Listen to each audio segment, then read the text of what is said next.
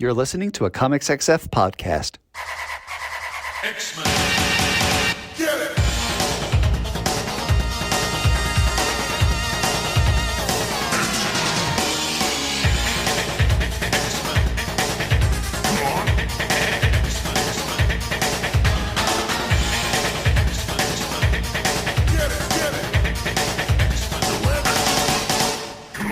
Hey everyone, and welcome to another exciting episode of Battle of the Atom. This is your weekly X-Men podcast. We rank every story from A to Z. I'm Adam. And I'm Zach. And Adam, I have a question for you. You do? What is that question, Zach? Are you ready to enlist in the Carol Corps? Do I have to? I don't know. I don't even know what that is really. So wait, hold on. Are you unaware of the Carol Corps? It sounds kind of like I'm assuming it has something to do with Captain Marvel, Carol Danvers. Yes, of the Carol Danvers version of Captain Marvel, it does. So I'm going to tell you a history lesson of comics, Adam, and I'm sure you know this. I'm sure you know this. Here we go. So back when Marvel was now, you remember when Marvel was now? Yeah, Not Marvel then, now. when it was now. Not all new Marvel now. Not Marvel now again. Just Marvel not Avengers now. Just Marvel now. Yeah, Marvel now. Yeah, not Marvel next. Marvel now. Not Legacy. Should really do like Marvel then, you know? Just that would be funny. It's when Marvel was going all in on a bunch of new ideas. Honestly, in the face of New 52, kind of eating their lunch for a couple of months before people like read those books and was like, oh well. We're like, oh. Well, I like when Greg Capullo's drawing Batman. That one's good. Yeah. There were others. I'm partial to the Jeff Lemire Swamp Thing. Not Swamp Thing, Animal Man, but I digress. You don't have to defend the New 52, Zach. You just have to explain the Carol Corps to me. I won't. Anyway, you remember at that time, that's when they decided to finally give Carol Danvers the big push and say, let's make her Captain Marvel. And then they were like, well, we don't know what we're going to do. And then Kelly Sue DeConnick was like, well, I'm just going to have my friend Jamie McKelvey, like, I'll pay him to design a new costume. And if you like it, you guys can pay for it, right? And then they did. And they're like, actually, this is great. Now let's make a whole thing. Kelly Sue DeConnick did a big push to get more attention, largely through underserved fan communities like Tumblr at the time. And built a whole thing around Carol Danvers' run on Miss Marvel. That was a big fan like push. Hey, it was called the Carol Corps. Yeah, it worked. I mean, it got Captain Marvel into the movies. You know, that very look that you're describing is exactly what Brie Larson's wearing in the movie. It's almost that look. Here's the thing: we're gonna get into it in this episode. That look may be the most compelling thing Marvel has done with this character. Well, this is a liker of this character, though mostly a liker of pilots that Chris Claremont writes. Yeah.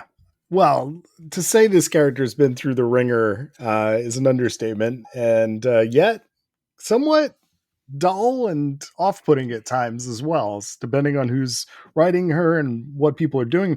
But this is not just an episode about Captain Marvel, because despite the fact that Captain Marvel was indeed, as binary, a member of the X-Men for a short period of time. More the Starjammers, but yes. Sure, but like, you know, a cast member of the X-Men. Yeah. Last week, we did Deadpool versus Wolverine. This week is all Rogue versus Captain Marvel. It is. Do you know why that is, Adam? I assume that we have an amazing patron to thank for this request. We have an uncanny patron to thank for this request. That is, of course, Danielle Mariano. If you want to be like Danielle, you can go to patreon.com/Battle of the Atom. Reach deep down into your hearts and pocketbooks and toss a couple of coins into our coffers. And you give us $5. You give us one issue of NYX. Is NYX $5? I don't know. NYX 1 was oversized, so I'm assuming it was a $6 book, but I didn't look at the cover price. Cheaper than an NYX number 1. You could. I liked NYX number 1. Not bad. Nice. We're not going to get into it. I think it was the best of the 3 books that have come out so far, but otherwise I'm generally unimpressed. But what I'm not unimpressed with is this podcast. And we're even cheaper than Marvel. So I mean, That's right. you can parasocially live through us and talk about comics. You can make us talk about whatever you want. Do you know how hard it was for me to find a bunch of Rogue and Captain Marvel stories and be like, yeah, but I don't want to talk about that Avengers Annual. So, No, we specifically are not going to be talking about that. there's no reason except it's just going to be bummers for all of it. We know what happens.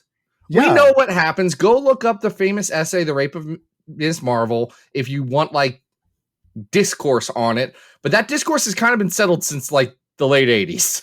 So, yeah, but I think it's not difficult to find Rogue and Captain Marvel stories because writers like to revisit this concept quite often. It's not something that writers are willing to let go. they do. And can I tell you what I think is weird about that? Because I think it's a discussion that we can have that I think is relevant to all the stories Sure. that are told here. I don't like get the rivalry part of it. Like conceptually, I understand where people are coming from, but because so little of it actually happens on the page, like so little of the setup of it, of Yes. Rogue taking Carol's powers happens pretty much off panel. Mhm. And then Carol is just living in Rogue's head a little bit and going out and doing other stuff. And then Rogue is Rogue.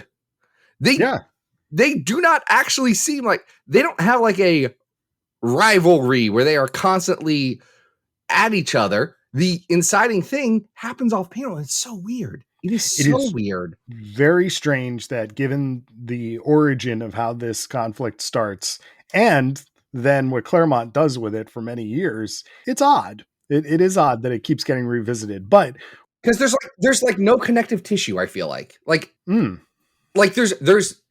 there's nothing.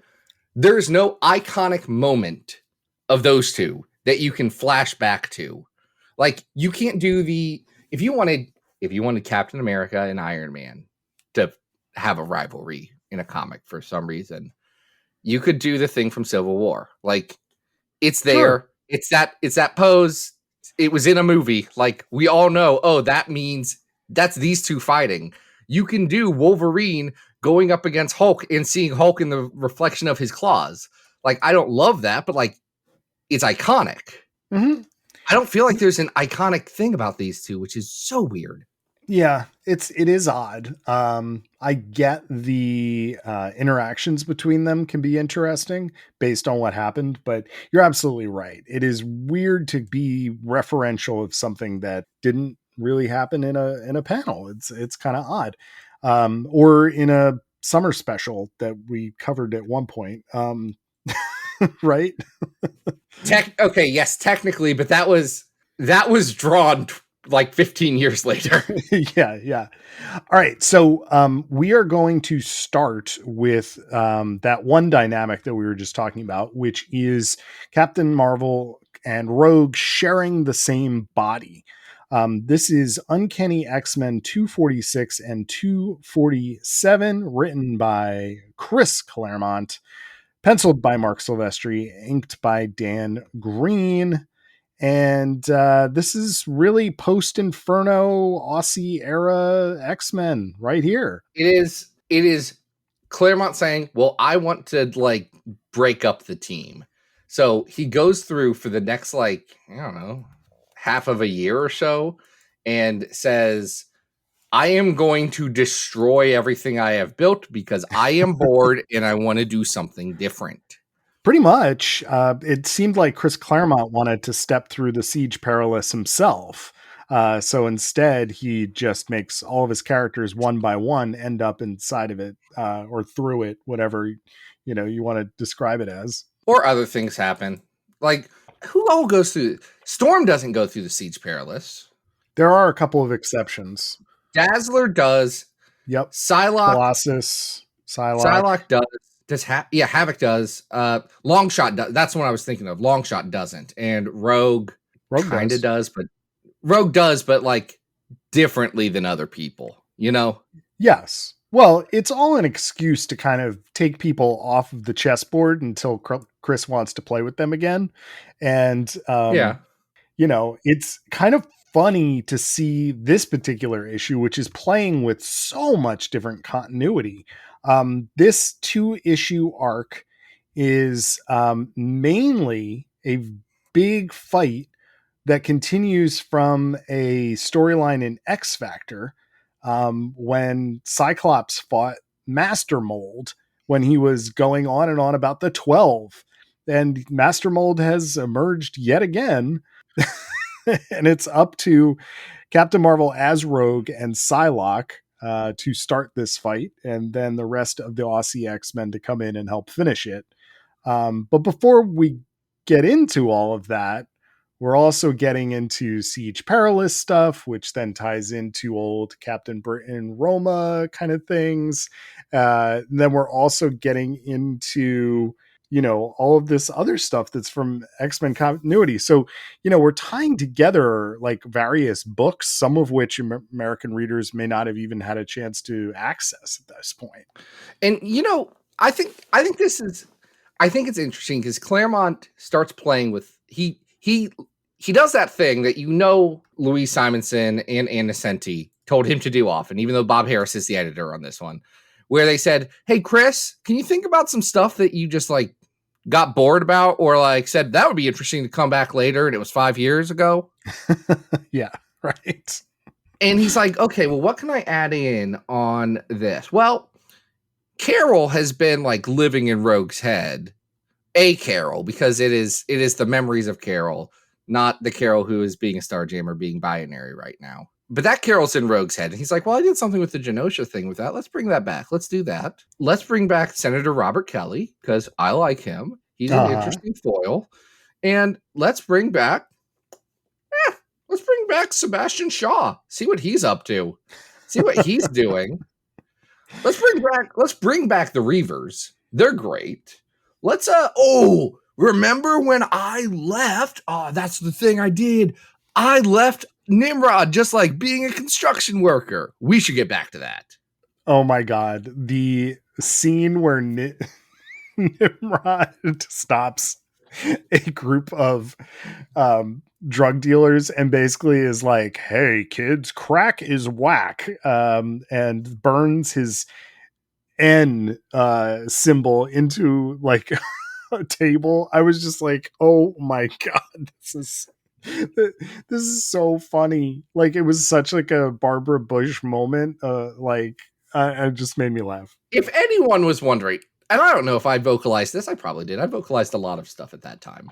But when Nimrod was like going to be the big villain of House and Powers, I was like, really? Yeah. The weird purple guy? Pink guy? That guy? Kind of blocky? Okay. And then Jonathan Hickman gave him a great thing right at the start. So it's like, okay, I'm buying into this Nimrod now. Yeah. But it's because Nicholas Hunter, Nimrod, the vigilante, he's a weird little freak. Oh, absolutely. And this story kind of takes him off the board. So we should probably start with the Rogue Captain Marvel stuff. Let's do what's ostensibly the theme of the episode. Yes. Yeah. So Rogue visits her brother's grave and also visits another friend of Carol's, but can't pretend to be Carol. She has to say she's a friend of Carol. And very, very specifically, it's not his grave. It's his name in the Vietnam Veterans Memorial in Washington. Yes. Thank you. Yes. Which is very interesting, because it dates the comic. Well, not that it dates the comic. Listen, Forge also fought in Vietnam. Like, true. It's just a thing that happens. Vietnam is such an interesting touch point in America and how people have viewed that as an event. Mm-hmm. I do think it is very telling that, Carol's brother died in Vietnam, a long and unpopular war that felt like America's first big loss on like a national stage or an international stage.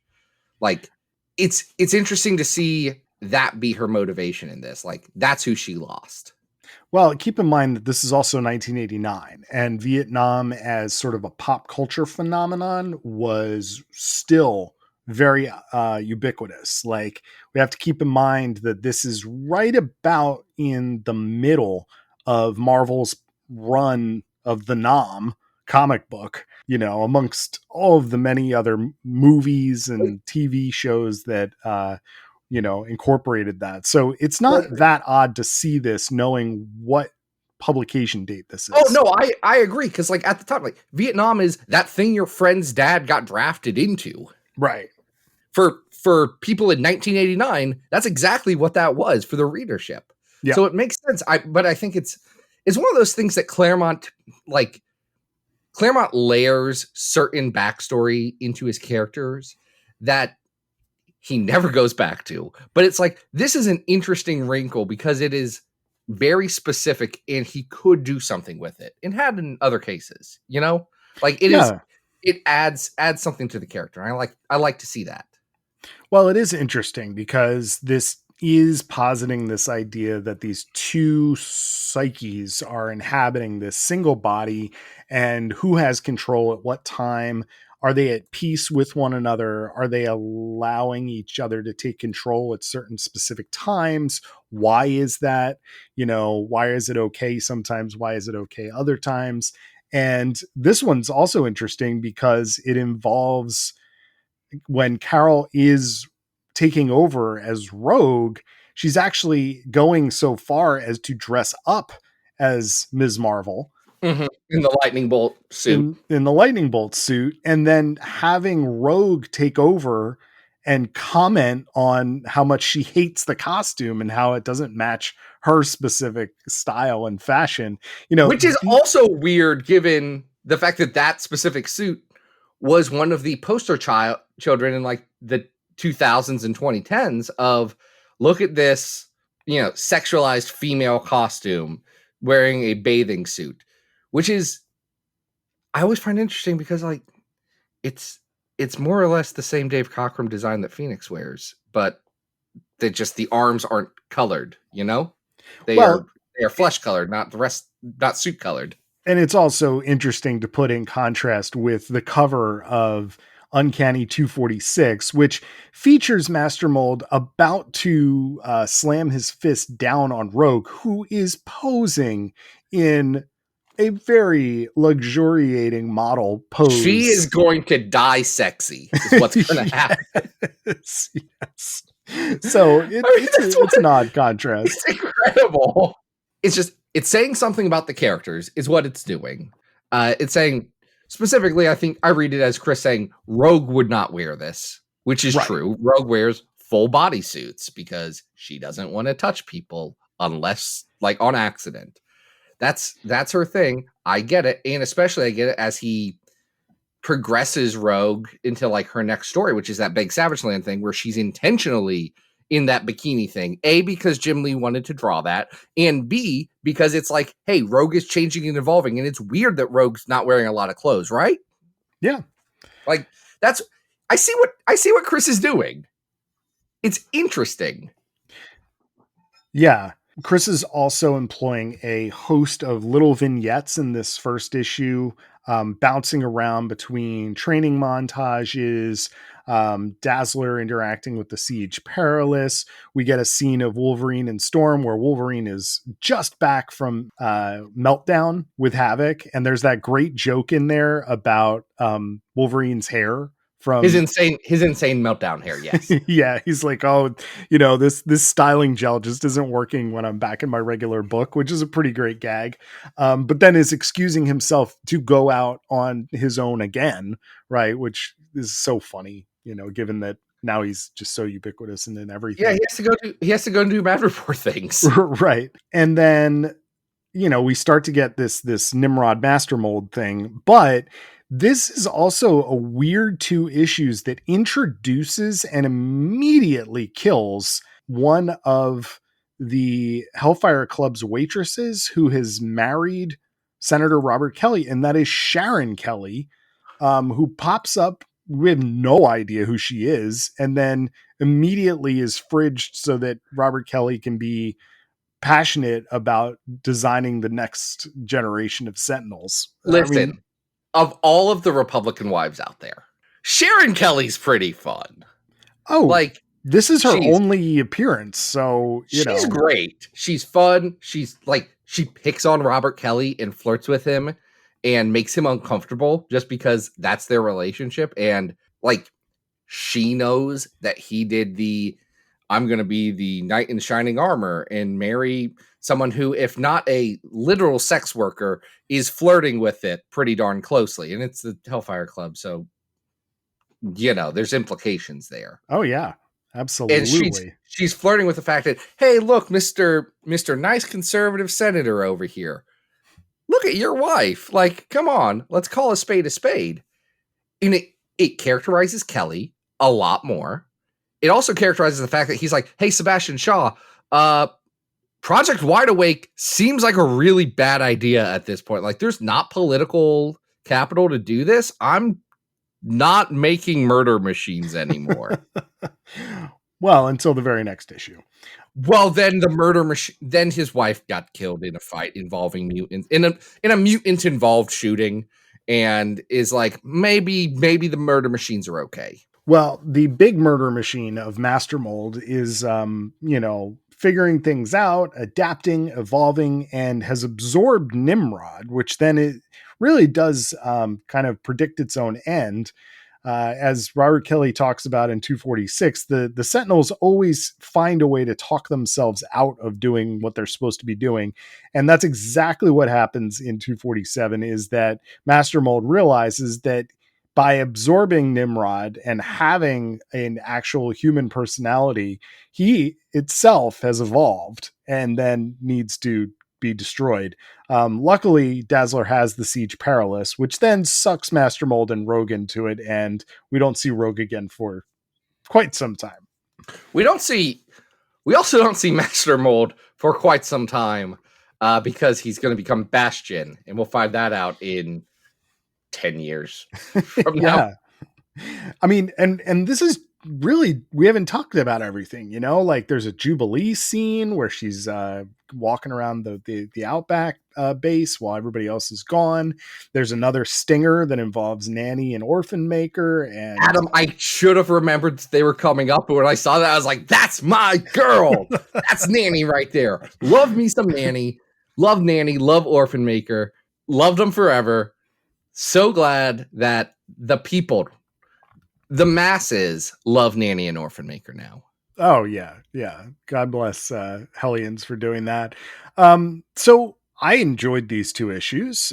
This is part, and parcel of an era that I particularly like. But we didn't talk about Mark Silvestri. It's a Mark Silvestri comic. Y'all can go listen to any of the other episodes where we've talked about Mark Silvestri being the guy everyone else at Image wanted to be. Well, we were just glowing about him on the Wolverine episode not that long ago with Albert and LCD. And there's only so much we can say about Mark Silvestri that hasn't already been said 300 some episodes into this podcast. I do think, yet again, this is another issue where his cartooning sensibilities come into play in a really smart way. He's able to do a spit take with Robert Kelly. There's a variety of different things that could almost be described as physical comedy or even slapstick, the way that he designs them. So, like the hair beat. There's no reason for that to be there. That's a visual joke that I bet, like Mark and Chris were saying, hey, this is a pretty cool comic. What is up with his hair, though? Yeah. And what would it look like if Mark were to draw it and, it doesn't look as good, so let's make a joke about it, and I think that's pretty funny. So I think we both, liked big parts of this, but let's see how it fares on our big old list. Well, Adam, thank you for bringing that up. It's so important because much like Master Mold, we are categorizing all of the things. Specifically, those things are all of the X-Men comics from best to worst. Whoa. So it's more than 12. It is, in fact, 933. That's 933 bespoke stories on our road to 1,000 X-Men stories. And folks, that's too many. It's not even all of them. But we're not even halfway there. No, probably not. That's okay. We got work to do. our Sisyphean task will never be accomplished. But what will be accomplished is ranking 3 more stories. Like I said, it's best to worst. House of X Powers of 10 is number 1. Number 300 is New Mutants 37, If I Should Die.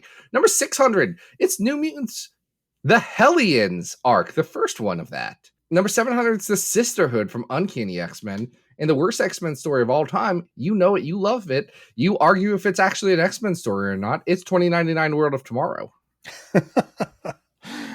Okay, so I am looking down the list, and we do have the stuff around 275, Uncanny 273 to 277 at 221. Is this better or worse than that Jim Lee, Chris Claremont saga, if you will? This is, you said that's at 221. This is better than that. All right. Or not better than that. Wait, hold on. He's not The sure. Savage Land stuff He's is not sure. I'm not sure. Here's what I'm going to posit. The Savage Land stuff is better. The Shi'ar stuff is worse. But I think Jim Lee is showing his bona fides a lot more in those comics than Silvestri is in these. Like, this is not the best that Silvestri is or will be. True. All right. So at 232, we have another Aussie X-Men story, which is Dazzler versus the Juggernaut. Uncanny 217 to 218. Is this better or worse than that? I think this is worse than that because that one tells a tighter story, where this one, it's Claremont saying, well, I've got time. I'm going to do some fun stuff. I don't think this is bad by any means. I don't know how high I would put it. Here's what I would say. I do think that this is better than 249, which is X-Men Blue Cross Time Capers. Absolutely. Yeah, I do think we're in the top 250 here. All right, so we know the window that we're in here. 243, Adam, is the start of Wolverine and the X-Men, those first 3 issues. Yeah, I'd say I think this is better than that. At least I enjoy it better. Is it better than X-Force, a force to be reckoned with? Yes, it is. That's a weird... I know it's just because when you read those 2 issues, there's this wild sense of propulsive energy that eliminates any of the insanity in it, but that's a weird 2 issues to be this high. I don't think this is better than The Secret Life of Eva Bell at 239. I would agree. I think that's probably a good ceiling. And then in between there is X Factor 8 and 9, which are the 2 issues leading up to the Mutant Massacre in X Factor. I'd put it above those. I would too. All right. So this is going to be our new 240, which is Uncanny X-Men 246 and 247. So the next 2 stories we're going to talk about involve Rogue and Carol being in their own bodies, but yet doing that thing that we were starting the episode talking about, which is kind of revisiting this idea of them being rivals, being enemies, being frenemies, whatever it may be. So, Zach, where are we going next?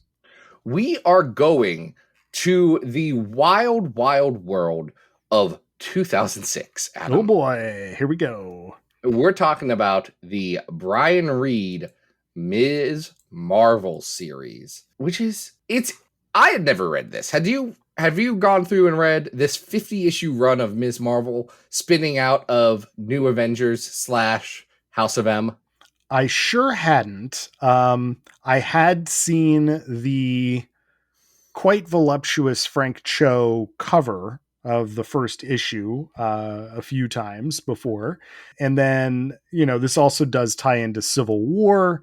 But, some of these covers do seem like they're going more in a salacious direction, which I kind of was expecting. Once you get into like issue 13, for instance, I mean, like these look like, Lad Mag covers. This is issue 13 you just pulled up. That I am almost entirely... Oh, it's a Greg Horn. Yeah, these are Greg Horn covers. That's why it looks like it's a Maxim cover.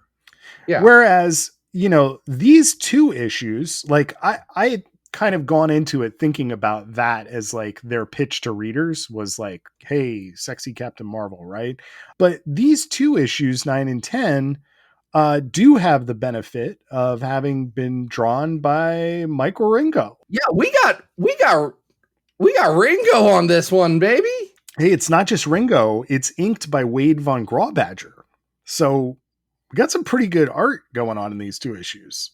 I will tell you the one, and they let Ringo do the covers. So the covers on these 2 issues look more like standard superhero fare. But I will agree, those covers, probably the overall covers, have put me off of this series for a while. I also just didn't know what the pitch of the series was. And if I was going to read one, well, there was the one that she had a really cool new costume. So I read those instead.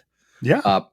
But like, this ran for a while, and it was between this and what Bendis was doing with the character to like push her through his Avengers stuff in House of M. This is what led her on the path to being Captain Marvel and finally taking that title. Because like, to hear them say it, Bendis wanted this book to be a Captain Marvel book. And Marvel leadership said, well, that's our name. I don't know if we want to do that, to put that on a woman. I don't know if they said woman, but like, but it wouldn't surprise me. Listen, the implications are that there were a lot of people at Marvel who said, no, let's have Carol do it. That makes sense. Let's have Carol be Captain Marvel. We should have Captain Marvel. We have the copyright for it. DC lost that a while ago. Fawcett lost it, but regardless, let's use it, actually, because no one cares about Marvel. No one cares about Janice Vale. No one cares about, well, people like Novar, but not because he was Captain Marvel. No, he was just Marvel Boy. Was he Captain Marvel ever? You're asking me? I don't know. I think Novar was Captain Marvel. Maybe for Dark Reign, he was. Okay. I think in Dark Reign, he was Dark Reign Captain Marvel. Great. Happy for him. That's wonderful. And I'm not saying no one likes Marvel, or not Marvel. No one does like Marvel. Yeah, he was definitely Captain Marvel during Dark Avengers. That's fine. I don't know what I'm saying. People like Novar is what I'm saying. Like, I like Novar.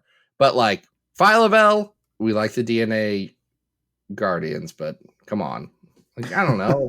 It made sense to be like, we should let Carol Danvers have this. Yeah, sure. And the 2 issues specifically that we were talking about here, this is Miss Marvel Volume 2, and this is issues 9 and 10.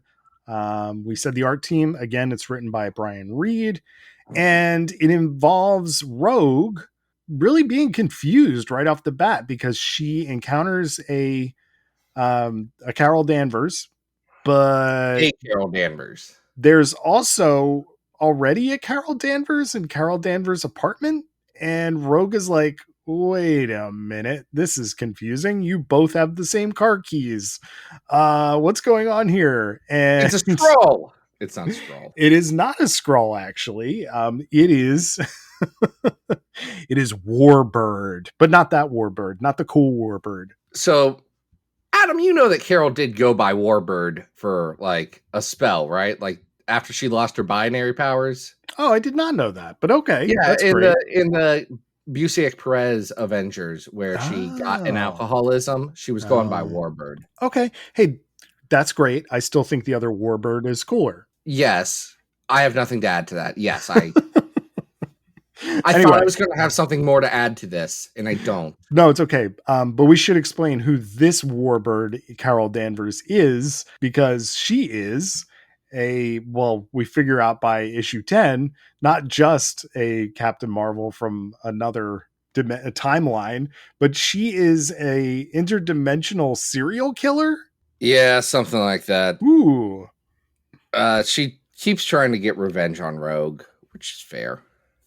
Yes, but what's interesting is, all right, so we start off with just lots of fighting. You know, it's Carol versus Carol, it's Carol versus Rogue, it's which Carol is fighting against who, like what exactly is going on here. They are able to subdue this doppelganger, and that is what the name of the story is called, and bring her to Hank McCoy, who establishes that she's from another timeline. Right. And then, of course, like pretty much the entire second issue is them fighting on the X campus. Right. And Warbird kind of looks silly. She wears kind of like football or like ice hockey pads. It's very strange. She's not wearing hockey pads. From the Batman movie, the one where he says that line. We all know the reference I'm making. To Christian Bale, Yes. who played Gore the God Butcher in a movie. I was thinking about that like yesterday. That was a bad movie. Because the Gore the God Butcher appeared on a solicit for the Phoenix? No, it was for honestly completely unrelated reasons. I heard Tooth Gnasher and Tooth Grinder come up, and it made me mad about the movie where the goats were dumb. And I know the fact that Thor has goats that he rides on is inherently dumb. But also I love Tooth Gnasher and Tooth Grinder, and I think Taika Waititi did them dirty. And then I just thought about all the other stuff in that movie that was weird. Yeah, it was a weird one. So the basic premise here is that Warbird, this Carol Danvers, has been hopping from timeline to timeline and going after rogues and killing rogues, but at the same time, in every single case, the Carol Danvers of those timelines has also come to Rogue's defense. And so this Carol Danvers has also been Highlandering her fellow Carol Danvers across the multiverse, which is wild. That's weird. I think what it's trying to say is this Carol is broken, and the default state of Carol is one of forgiveness, which kind of plays out in this. What's weird about this story is that like it should be Carol and like what you kind of want is Carol and Rogue having that conversation of, man, that was a weird thing you did when you were like 17, Rogue. You ruined my life, but I got better. So now, like, we just have to accept that that's what it is, and we're both like all right people, but we don't have to like each other. But this book kind of feels like it wants you to have them both like each other, and that it's a little messy. It is. What's it trying to do? Because like Rogue's already weird because this is in like the 1 year period where she had Sunfire powers. Yeah, she's kind of human torching it up here. But I do think there is a really nice moment where it does look like 616 Carol Danvers is going to turn on Rogue and says something to the effect of, you know, I've been pretending to have forgiven you for so long. And that kind of dynamic actually is interesting between these two characters. I would be totally okay if they weren't friends and Carol is like, yeah, Rogue, I get it. Like, you made mistakes. You can say you're sorry and that's fine. But I don't have to like you. Like, I've been through AA. I know that sometimes you have to go through and ask for forgiveness on these things. That doesn't mean that like everything is hunky dory with the other person. Yeah. And like, that would be a more interesting dynamic to me than them being like friendly. Yeah. I mean, it does bear out at the end where Hank is looking at Carol Danvers, who wants to stay there for Rogue's recovery. And because Rogue got hurt really bad. Yeah. And Hank is basically like, you got to get out of here. Like, you already busted up my science med lab like once this issue. Like, when she wakes up, I don't want you here. Get out. This is also a little weird, just as guy obsessed with X-Men. This is also a little weird coming right out of Civil War, where Ms. Marvel was working with the fascists, which is an interesting thing about Carol Danvers is that she is like a pretty hard line, like conservative in terms of how she views policing in the military and believes that might can get these things solved. Yeah. Like that's an interesting, she's a military brat. That's an interesting piece of her character, which I think like the movie specifically got rid of all of that because that would be a issue with the character. Like that would be something people could point at as, I don't like this person. I think it makes her more interesting when you lean into the fact that she's a fighter pilot for the US military who just recently went to the school and like, you should all register with the government. The government will definitely be on your side, and had Emma Frost give her one of Mark Miller's best pages ever with the, where were you when our babies were burning? Oh yeah. In Civil War. Like, it's like, oh man, you got to give it to Mark sometimes. I don't, but that is a good line. That's a good page. That's a good line. So I think overall, I did actually enjoy these 2 issues. I mean, they're, like you said, it's a little bit of a mess, but I will say that the Ringo art really does kind of elevate this kind of okay story into something that is a little bit more than just them punching each other for 2 issues. Yes, I think that's the big selling point of this for me. Unfortunately, knowing that Ringo's not on this for most of the run, it doesn't make me want to read like the rest of this. Oh no, absolutely Like, not. I have He's no just desire. I have Yeah. no desire to go in and read more of this. Read more of this series. No, I mean, this is definitely a post Civil War 2 issue fill in that Ringo has jumped into, and it feels stylistically very different from the rest of this book. So, no, I'm not particularly thrilled to read any more of it. Where do you think it should go on our list, Zach? I am looking down. Sorry, I just saw that the next comic that Mike Ringo drew was Ultimate Civil War Spider-Ham featuring Wolverham, a comic I did not Amazing. know existed. Wow. I got a lot of thoughts on that. By the way, the cover of that, which is a Ringo cover, is amazing because it's a parody of Civil War and a parody of the Ultimate covers. And Spider-Ham is holding a big old silver dollar sign that's covered in blood. Oh, that is just wonderful, and I love it. I love that so much. Anyway, yes. I'm looking You're down. ranking this? We're ranking it, right? Yeah. I'm looking Yeah, down yeah, the yeah, yeah. list. And is this better or worse than its 700 X-Men The Search for Cyclops? This is better than The Search for Cyclops. Okay, because I'm looking through the 600s. Like, this is better than the Dazzler Thor arc of A-Force, I think. Okay, what's that at? That's at 671. 671. I don't think this is better than the first appearance of Wolverine at 661, though. Really? I mean, okay, that you're kind of in the right. It's not better than Judgment War at 656. Okay. I mean, yeah. I'm not gonna fight. We're kind of in the right area. We're about Yeah. there. Is this better or worse than the Dazzler Carnegie Hall issue that we recently read? The art is definitely better. Ringo's art definitely does elevate this. I think there's more drama in the Dazzler issue, though. Yeah, I mean, this one doesn't have Ken. I No, love him so much. It doesn't. He's dumb. Jason Liu, bring him back. The people are demanding it. And by people, I mean kind of just me. Yeah. No, it is better than Cyclops Retribution. All right. So this can be our new. I feel like it's noticeably better than Cyclops Retribution. Well, I mean, yeah.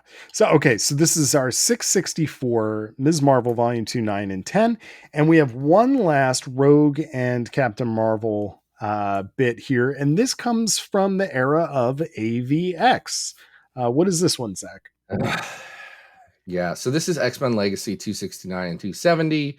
It's by Christos Gage, with pencils by David Baldion, who I forgot had done stuff on this book. And I'm going to say, looks a lot like David LaFontaine, his fellow Spanish artist and friend. Yeah, this is still like David Baldion is still, his art looks good here. But it's good. It just doesn't not become David Baldion yet. You know, like he has not hit the like specific flourishes and inventiveness that we've come to know and expect from him. Mm-hmm. Which is just like interesting, right? Like I wasn't expecting that. So we all know about Avengers versus X-Men. That's the time when the Avengers fought the X-Men and the plot was loose. This takes place after the Phoenix Five have become the Phoenix Five, and when they are objectively making everything better for everyone. Yes. And the Avengers are not okay with that, which is the most, like, they were the writers. They could have written something that was less compelling to say, no, hold on, the Avengers are kind of completely in the wrong here.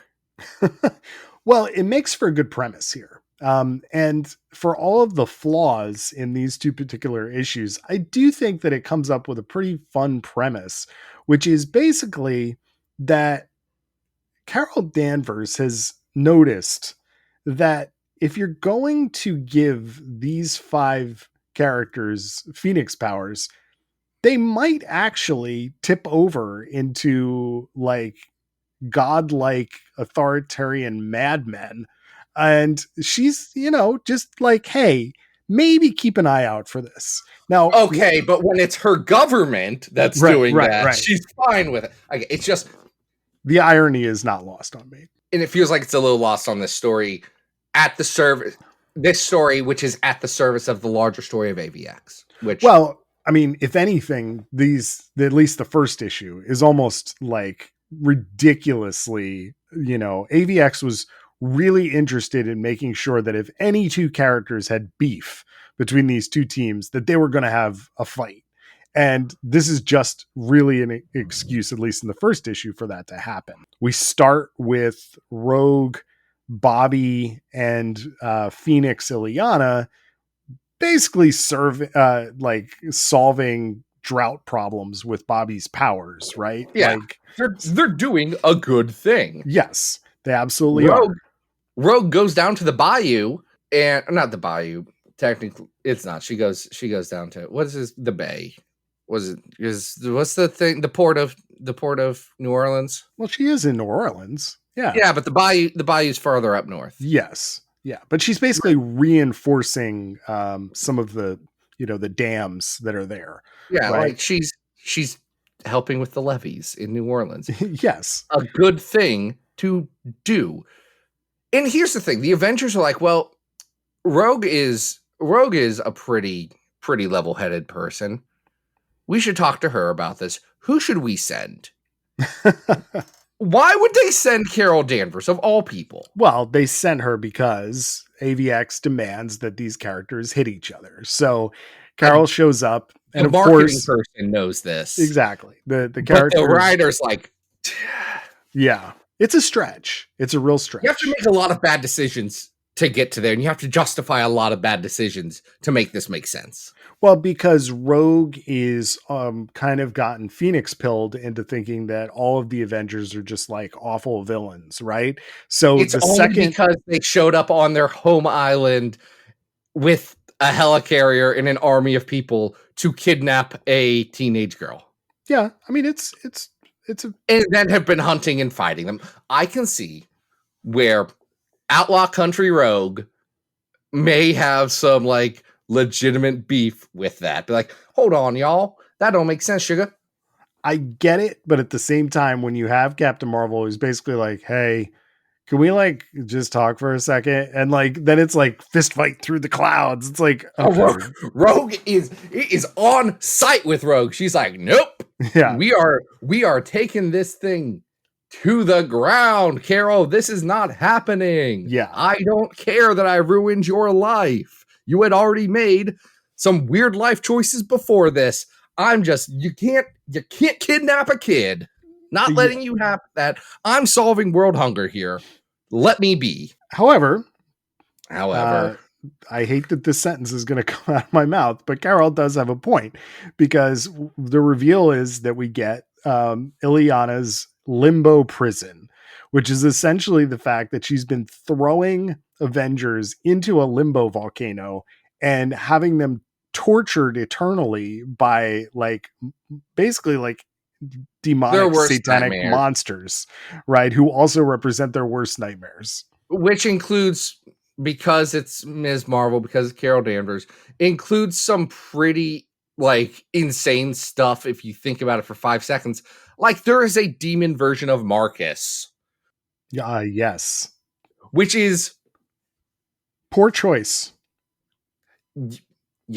It's not commented upon. It's just like, that's a weird one. Like you could have just not drawn that because of the implications. The one thing I take umbrage with, they're acting like, oh my gosh, magic is so like possessed by the dark side of the Phoenix and all this stuff that's happening, that she's throwing people into hell to have them tortured. And she just did that like with whatever random goons she found when she was a teenager. So I have a hard time buying that like this is the evil in magic that is doing it. Like she's doing that regardless of if she has the Phoenix or not.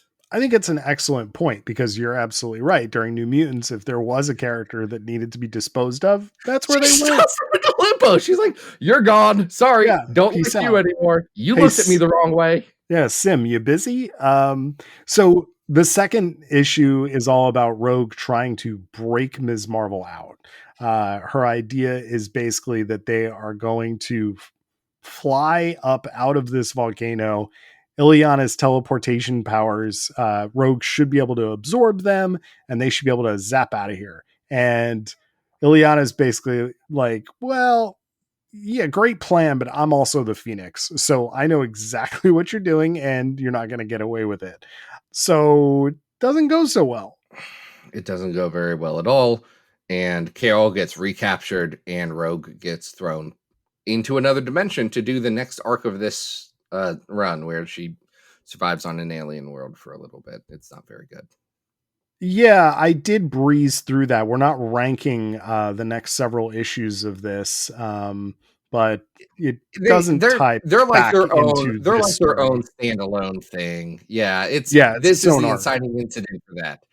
One thing I will give a lot of praise to on these stories: the cover to 269, a Mark Brooks cover, where it is Carol ripping through the front cover, and you can see the like the credits page behind her. Pretty good. Because like, hey, I'm here now. That's good. That's good. Mark Brooks, I know, like, it's not that Mark Brooks is not a well-known and established dude at this point, because he is. Pretty sure he just set up his own independent website selling his own variants this week. So he's a big deal. Yeah, love that for him.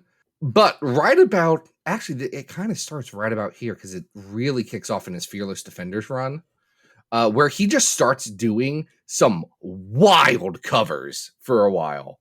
Like, incredibly good and creative and fun covers. He kicks that off here, around here. And, like, I think that's an underrated thing of Brooks, who tends to be a very, like, photorealistic type painterly guy when it comes to these. But he also is just really creative with how he formats his covers. And I like that. And that was fun to see here. Sure. Absolutely. I don't know. This was probably the story that had the least meat on the bone for me. Cause like there just isn't very much happening. And then it just ends in a way to divert you back to AVX. And then it launches into a completely different story arc. So there's not really an ending to this. So it's there. I don't know. It's not satisfying. No, this is how would I say this? This isn't good. And it's a problem with this. It's a problem with this, the post Mike Carey X-Men Legacy, is that it's not very good. And some people really like Christos Gage. I am not one of them, and that's fine. But it's Ben Robb-ass stuff like this that makes me like, I don't care about this guy. Yeah, I definitely think we're in the 700s here. Are we that bad? Is this better or worse than IVX at 710? Man, that's a hard one. It's better than IVX at its worst because most stuff is. It's worse than IVX at its best, where it's an oddly good book. Okay. That's the problem with IVX. Like 0 and 1 and bits of 2 are pretty good. I know, but on the whole, it really stinks. On the whole, like 6 is an issue that retroactively made me so mad. So freaking mad. This is better than IVX. As I'm saying it out loud, this is better than IVX. Probably better than The Search for Cyclops. Okay. Oh, you just popped it back into the 600s then. Potentially. I think it is better than The Search for Cyclops. What's Deadpool 15 and 6 or Defenders 15 and 16? Is that when Magneto gets turned into a baby? I believe it is. That's when Magneto gets turned into a baby. This is probably better than that. It's funny that Magneto gets turned into a baby, but no one cares about Alpha the Ultimate Mutant. I feel like we're on par with like at 690, the Betrayal and the Bermuda Triangle. Like this has that kind of thing going for it. How do you feel about it compared to X-Men Second Coming Revelations Hellbound? Oof, I don't even those remember were three. Those were 3 colons. Well, it was What was that one? An X-Men comic. So great, because the title tells you it's an X-Men comic. Yeah. Tied into Second Coming, and it is a tie-in to Second Coming, which they branded as the Revelations. And this is the Hellbound one, which is about them having to go and like rescue Ileana. Oh, right. Well, hey, So then work it back. very similar to this. I don't know. I would give the edge to this, I guess, because hey, I like David Baldeón. Yeah. You know what? I'm gonna say at 686 is Alpha Flight 106, which is the issue where North Star comes out. That is better than this. Oh, I thought we were just at 691. Did we figure this out? Or do you want to go higher? I don't know. We're like right in that area. I think that one's better. X-Men Volume 4, Exogenius. That's the G. Willow Wilson. The G. Willow Wilson one's better. X-Factor, She-Hulk, Secret Invasion. We're right here, man. We're right here. Just let's put it below. We're putting it below Betrayal in the Bermuda Triangle because this doesn't have Lee Forster. Perfect. All right. So this is going to be our new 691 X-Men Legacy 269 to 270. And Zach, that was a lot of Rogue and Carol. That was a lot of Rogue and Carol.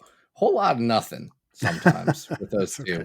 It's okay. It's just let them have beef. Let them have beef and it'll be fine. Hey, I want to thank Daniel Moriano, our patron of the week, for doing this. Thank you. Adam, what do you got going on? What's up? Not much, folks. You can always follow on social, Adam Reck on Blue Sky and Instagram, Arthur Stacy on Twitter, and Zach, what do we got going on next week? We're talking about Skids. Whoa, Skids. What about Rusty? I guess maybe. We'll find out. We'll have to have some Rusty content in there, I'm sure. But I would prefer it to be an all Skids episode because Skids is better. Yeah. All right. So, but until then, folks, this has been Battle of the Atom. We hope you survived the experience. Get it!